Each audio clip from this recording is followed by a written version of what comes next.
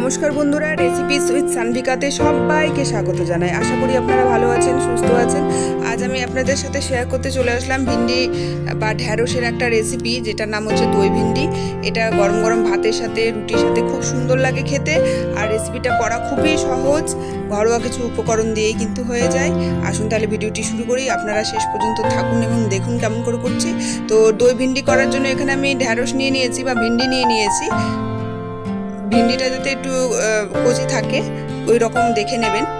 পরিষ্কার করে ধুয়ে নিয়েছি। আর এখানে দই নিয়েছি, দইয়ের মধ্যে জিরে গুঁড়ো, ধনে গুঁড়ো আর লঙ্কার গুঁড়ো ভালো করে মিশিয়ে নিচ্ছি। আর সামান্য একটু চিনি দিয়েছি টকটাকে ব্যালেন্স করার জন্য। ভালো করে দইটার মধ্যে মশলাগুলো মিশিয়ে রেখে দিলাম, এটা আমি পরে ইউজ করব। এবার আমি ঢ্যাঁড়সটাকে কেটে নেব। সাইজগুলো আপনারা সমান রাখার চেষ্টা করবেন। আমি মাঝখানে একটু কেটে দেখাচ্ছি, দেখছি আর কি পোকা আছে নাকি।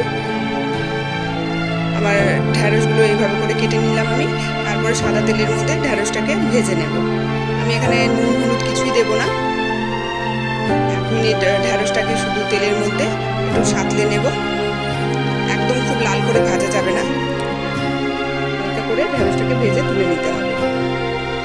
ওই তেলের মধ্যে আর একটু তেল দিয়েছি। তেল দেওয়ার পরে ওর মধ্যে দিয়ে দিলাম একটা শুকনো লঙ্কা আর গোটা জিরে। ফোড়ন দেওয়ার পরে পেঁয়াজকে কুচো করে কেটে নিয়েছিলাম, পেঁয়াজ কুচি দিয়ে দিয়েছি। 1 মিনিট ভেজে নিয়ে তারপরে আমি আদা রসুনের পেস্ট, হলুদ গুঁড়ো, কাশ্মীরি লঙ্কা গুঁড়ো দিয়ে আবারও ভালো করে মশলাটাকে কষিয়ে নিচ্ছি। এই রেসিপিটা করা খুবই সহজ আর খুব কম সময়ে এটা হয়ে যায়। পেঁয়াজটা একটু ভাজা ভাজা হয়ে গেছে, মশলাটা একটু কষা কষা হয়ে গেছে। তারপর আমি যে দইটা ফেটিয়ে রেখেছিলাম মশলা দিয়ে, সেই দইটা দিয়ে দিলাম। দিয়ে 2 থেকে 3 মিনিট ভালো করে কষিয়ে নিতে হবে মশলাটাকে। আমি ঢেকে দিলাম। 2-3 মিনিট পরে আমি ঢাকা খুলে দেখুন মশলাটা কষে এসছে, তেল ছেড়ে এসছে, সুন্দর মশলাটা কষে গেছে। এরপরে আমি এর মধ্যে দিয়ে দেব সামান্য জল। মানে যতটা পরিমাণ আপনারা গ্রেভি রাখতে চান সেই রকমভাবে জল দিয়ে দেবেন।